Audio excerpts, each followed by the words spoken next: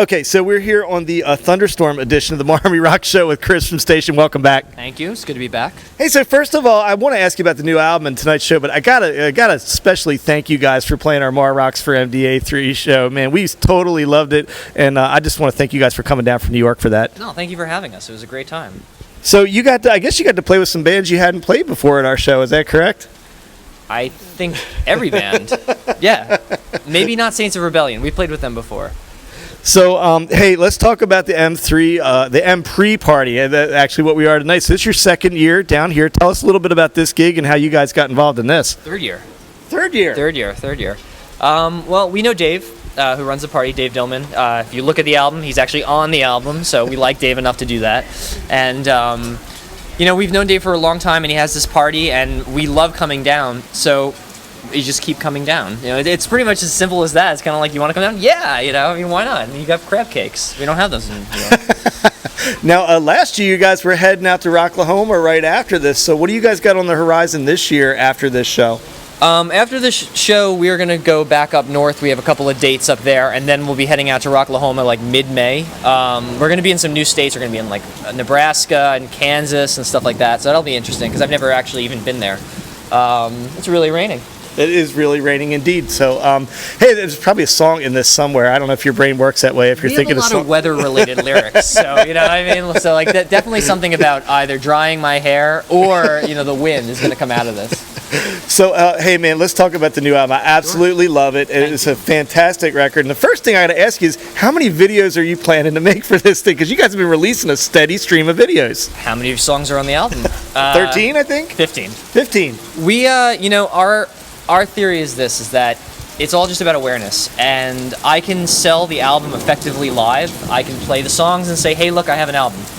Online, because of the world we live in, because there's no MTV that's supporting a band like us, then you have to create something that people can share. So we view the videos as pieces of art in themselves. We don't want to create videos that are just, just like a static image and say, oh, here, pass it around. So we figure if we make something interesting, people can see it and say, hey, friend, see something interesting and hear our music in the time. Now, putting 15 songs on the record, I got to say, in the modern day, that's a gutsy thing to do. Did you guys talk a lot about it versus doing, a couple EPs or see a lot of business? You guys went for it, man. You did a full-blown album. Talk about that decision. No, actually, believe it or not, we were kind of limited in that we could only put 15 songs on the album. No, seriously, we've already got the second album written and everything, and we want it to be 18, and it can't be. So, unfortunately, we write a lot of music and we perform a lot, so unfortunately the next conversation is actually going to be double album or 6-month releases. So, we'll see. My preference is this, is that we live in a world where recording is actually so much cheaper than it used to be, so do it. You know what I mean? Like, I wonder what Paul McCartney could have done if he had the ability to go home and work with Pro Tools. Just in terms of quantity, you know what I mean? Like, it's just the amount, oh my God. The amount of music you can get out there is unbelievable. So you got two people with attentional issues here, like trying to talk to each other, looking outside at the rainstorm. Well, we have the longest hair. I was referring to me, not her. No, me. Yeah. So, hey, I think I asked you this before, but I know my favorite tune on the record, of course. But do you have a personal favorite? Do you have one baby tune that you were more proud of than the others on that album? I really like "I Can't Live Without You." I like the song itself. I think it's my favorite song I've ever written, and the way it came out, it came out the way I wanted it to, and all the songs to me came to life the right way, but that for some reason has this special place in my heart. So, hey, I want to remember and thank you also for the amazing donation that you made to our benefit concert. And I was really proud of who won it. AJ won it, one of the young men with muscular dystrophy who benefits from the camp. Tell folks about what the story behind that guitar that you donated to that amazing event. Well, I donated a guitar that we used in the music video off of our EP, and I play Jacksons anyway, so live and everywhere else it's always a Jackson. I just happen to have that guitar and don't use it, so when the charity event came up and you said you were also looking for donations from bands, it seemed to make sense. So I'm happy that he got it because I have mixed emotions about it. I was bidding on it and he outbid me on it, so there you go. So Hey, so what's the rest of the year hold for you guys? I know you got a lot of shows coming up. I guess how long is it going to take you to make all these music videos? How many? Do you have any that are in the tank that we haven't seen yet? You might see one soon. You might see two soon. Basically, the rest of the year is going to be touring. We're in support of our radio campaign right now because we're being played. We're at number 26 on the U.S. Loud Rock charts on radio.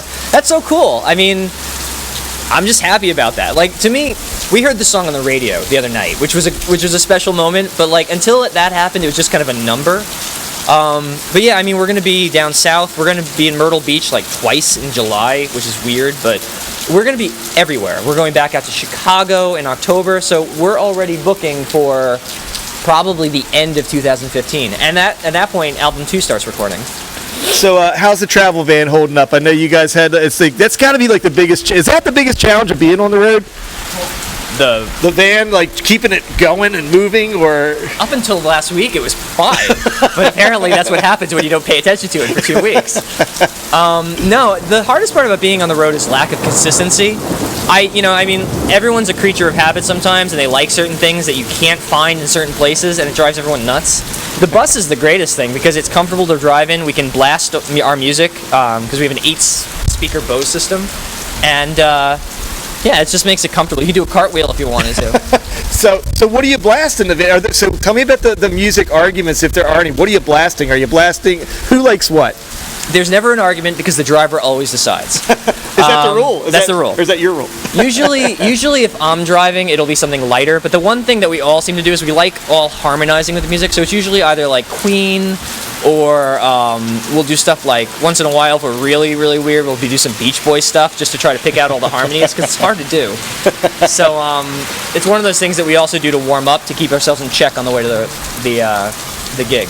So have you ever like rehearsed while you're driving? Like, do you write a song while you're writing? We learned songs while we were driving.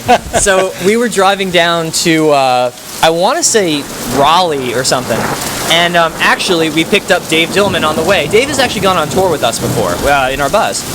So we grabbed Dave and we're in the bus, and he's like, "My friend just texted me and he wants you to play a cover of this song of I think it was I Hate Myself for Loving You." And we all, and like, in a band, you all know every song, but you don't know how to play it together. Right. So like we're sitting there, I've got my little travel guitar, we're all singing it, and we just played it that night.